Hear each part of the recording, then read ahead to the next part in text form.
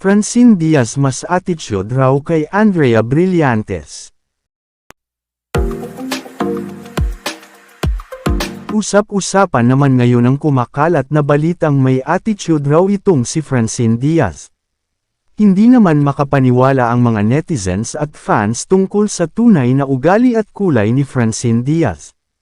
Alam naman kasi nating nakilala natin si Francine bilang mabait, humble, family-oriented at napakasimpleng tao at maraming ang nagsasabing kapwa niya artista na mabait talaga itong si Francine subalit nakakagulat ang balitang may attitude raw ito kaysa kay Andrea Brillantes.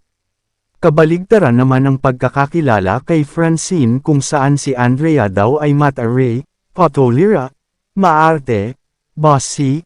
Marami nang ang kinasangkutang isyu itong si Andrea sa iba't ibang aspekto ng kanyang buhay tulad sa kaibigan, maging sa sarili at sa kanyang love life.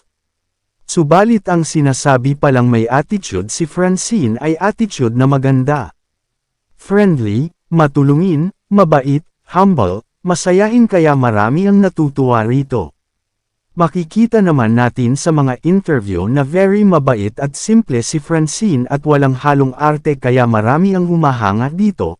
Samantala ay mali naman ang pagkakakilala ng marami kay Andrea, hindi siya totoong mataray, siya tunay na mabait at friendly, sobrang genuine niya at marunong siyang magpahalaga. Anong masasabi nyo rito? Leave a comment below.